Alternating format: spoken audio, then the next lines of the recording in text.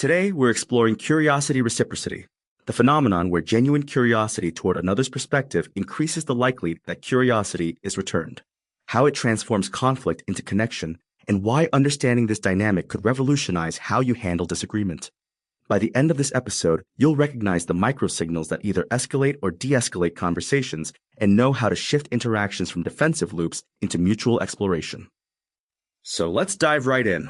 What exactly is happening when curiosity seems to invite more curiosity? It's this profound interpersonal dynamic where genuine curiosity toward another's perspective increases the likelihood that curiosity is returned. But here's what's fascinating. It's not about personality types. According to the research, it's about posture, and posture is contagious. Contagious posture? That's interesting. So you're saying it's not that some people are just naturally curious and others defensive? Exactly. Most of us move between curiosity and defensiveness depending on context, stakes, identity, and emotional safety. The research shows there's a clear pattern. Curiosity invites curiosity, attack invites counterattack, and defensiveness invites defensiveness. So it's like a feedback loop. But why does this happen? What's going on in our brains? Well, there's actually a physiological explanation. When we perceive threat, especially social or identity threat, the amygdala flags incoming information as potentially dangerous. The hypothalamus activates what's called the HPA axis, releasing cortisol and adrenaline. Attention narrows, vigilance increases. So we're literally in fight or flight mode during defensive conversations? Exactly. And here's the key part. Regions associated with perspective taking, empathy, and complex reasoning, particularly parts of the prefrontal cortex, become less available. Even neutral cues can begin to feel adversarial. This isn't a character flaw, it's a state change. And curiosity operates differently? Completely differently. When genuine curiosity is present, threat signals soften. Dopamine becomes involved, not as pleasure for being right, but as reward for discovery. Oxytocin and serotonin support trust and social connection. Attention widens instead of narrowing. So curiosity literally changes the conditions under which we can process information. That's wild. Right. And this helps explain why curiosity reciprocity is so powerful. When one person remains curious, they're not just choosing a stance, they're helping stabilize the interaction at a physiological level. That stability makes it more likely the other person's brain can move out of protection and back into exploration. Okay, but how does this actually work in practice? Like, what does genuine curiosity sound like versus the fake kind? Great question. People are remarkably good at detecting performative curiosity, the kind used as a conversational move to steer someone toward a desired conclusion. When curiosity is treated as a tactic, it often feels like an interrogation, which only reinforces the defensive loops we're trying to interrupt. So, what's the difference? Genuine curiosity sounds like an exploration of the how rather than a judgment of the what. Questions like, how did you come to see it that way? What experiences shaped that view? What feels most important to you in this position? These shift the interaction from static positions to unfolding paths. I love that distinction. Exploring the how versus judging the what. And you mentioned this creates feedback loops? Yes, there are two main patterns. The curiosity loop. Curiosity leads to lowered psychological threat, which creates openness, which generates more curiosity. The defensiveness loop. Defensiveness leads to heightened threat, which triggers identity protection, which creates more defensiveness. And once either loop is activated, it tends to sustain itself? Exactly. This is why conversations often feel like they turn at a certain point and then harden. The initial posture matters far more than the brilliance of any argument that follows. Curiosity interrupts the defensive cycle not by persuading, but by shifting the emotional conditions under which understanding becomes possible. That's fascinating. So timing really matters here. But let's talk about power dynamics. Does this work the same way, regardless of who has more authority in the relationship? No, and this is crucial. Curiosity. Reciprocity is shaped profoundly by power, status, role, and perceived safety. A manager asking a curious question is not equivalent to a subordinate asking the same question. From a lower power position, curiosity may actually feel dangerous. How so? Asking questions can be interpreted as challenge. Openness can be punished. Withholding defensiveness may feel like exposure rather than trust.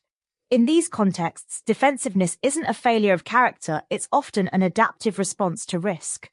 So there's special responsibility on those with more power? Absolutely.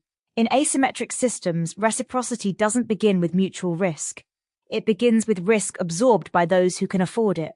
Leaders shape the interaction not by demanding openness, but by making defensiveness unnecessary. That's a powerful reframe. Now, I'm curious about how this scales beyond individual conversations. You mentioned this affects group dynamics too? When curiosity reciprocity moves beyond two people, it changes in kind, not just size. In groups, curiosity and defensiveness diffuse. People watch how questions are received, how dissent is handled, how uncertainty is treated, even when they're not personally involved.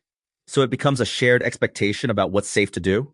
Exactly. If curiosity is met with exploration, others learn that inquiry is permitted. If curiosity is met with subtle punishment, silence, or ridicule, others learn quickly that defensiveness is the safer posture.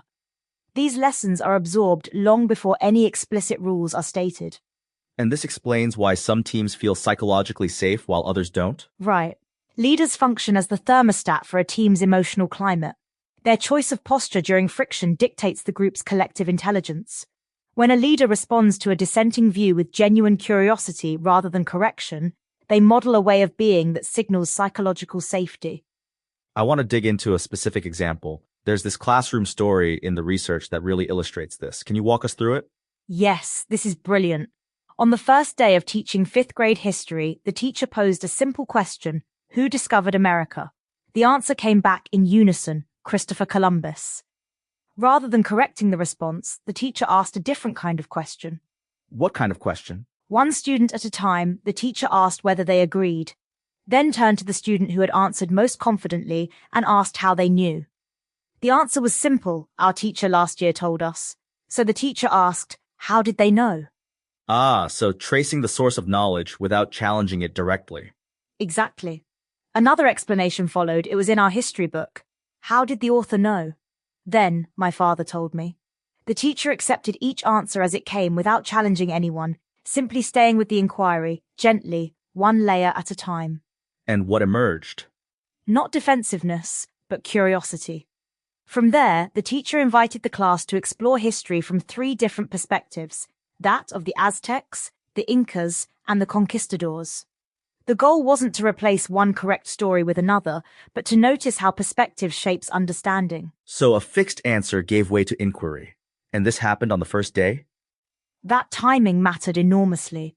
From the outset, the relationship between teacher and students was framed not around delivering answers, but around examining how answers come to be. The classroom was established as a place where certainty wasn't punished, but neither was it treated as sufficient. Because early signals matter disproportionately? Absolutely. In reciprocal systems, the earliest signals often carry more weight than anything that follows. Before arguments are evaluated or evidence is considered, people are already interpreting posture, intent, and safety. Those interpretations shape how everything else is received. So when curiosity is present at the outset, ambiguity becomes more tolerable? Right. People listen longer. They give the benefit of the doubt. Small missteps are interpreted generously. But when defensiveness appears early, attention narrows quickly. Language is scanned for threat. Neutral statements begin to feel loaded. And this explains why some conversations feel like they turn suddenly and then harden? Exactly. The turn usually happens early. In individual interactions, that can occur within seconds. A tone of voice, a facial expression, a poorly timed interruption can be enough to set a defensive loop in motion. Now I'm thinking about digital spaces. How does this apply to our online echo chambers and polarization? This is where it gets really interesting. The research suggests that digital platforms function as perfect mirrors that harden our internal architecture. We're not encountering new information, we're encountering heavily optimized reflections of our own psychological patterns. So the algorithm is basically feeding us back our own biases? Right. Human bias inputs a query driven by a protective inner voice. The machine reads the pattern without moral judgment, optimizing for engagement. Content is fed back that perfectly validates the initial fear. We're not learning, we're getting confirmation. And this creates what the research calls hardened parallel universes? Exactly. Machine optimization calcifies bias, whereas human transformation requires what they call unfinishedness. The key insight is that polarization is a breakdown in the conditions that allow beliefs to be examined without threat. If relational channels are defensive, even perfectly accurate information will be rejected. So we can't outcode this problem? We have to outrelate it. The systemic antidote to the algorithmic mirror is a deliberate relational posture. Echo chambers aren't sustained just by algorithmic sorting, they're sustained by social reinforcement patterns. That's a fascinating way to think about it. So curiosity, reciprocity becomes a kind of systemic lever? Yes, a small change in posture early in an interaction can alter the entire trajectory that follow. When curiosity is introduced where defensiveness is expected, it interrupts the existing loop. It creates a moment of uncertainty in the pattern itself. And that uncertainty matters because it signals that a different response is possible? Exactly. Over time, repeated exposure to that difference reshapes expectations. This is especially visible in leadership contexts. Leaders often underestimate how much influence they have simply by how they respond to disagreement.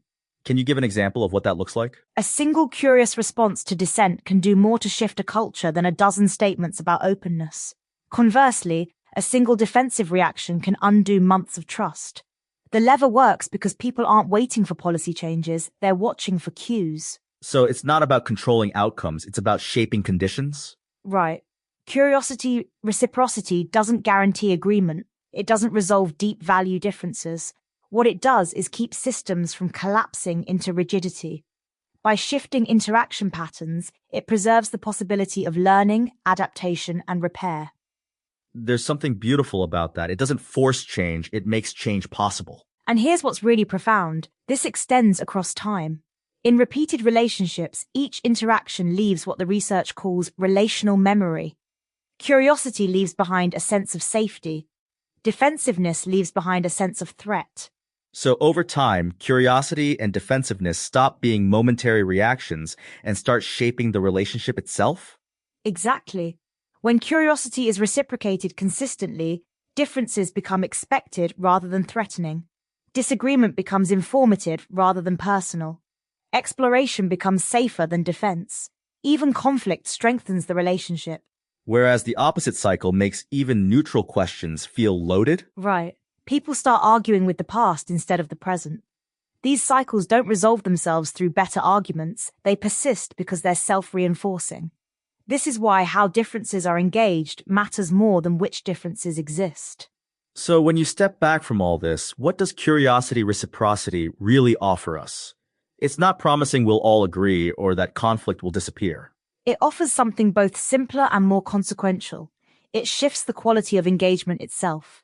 When curiosity becomes mutual, conversations move away from winning and toward understanding. Identity protection softens, shared exploration becomes possible, and escalation gives way to clarity. And that shift alone often reshapes what becomes possible next, whether that's in our personal relationships, our teams, or even how we engage with people who see the world completely differently than we do. Exactly. It's not about eliminating difference, it's about developing the capacity to revisit it without collapse. What looks like harmony from the outside is often the byproduct of countless small moments where curiosity was chosen before defense, again and again. Here's what I find most hopeful about this. You don't need to wait for the other person to change. You can start by noticing your own posture, by choosing curiosity over certainty, by asking how instead of judging what. And when you do that consistently, you're not just changing conversations, you're changing the conditions under which understanding becomes possible. The next time you feel that familiar defensive tightening, remember, curiosity invites curiosity. The question is, what are you going to invite?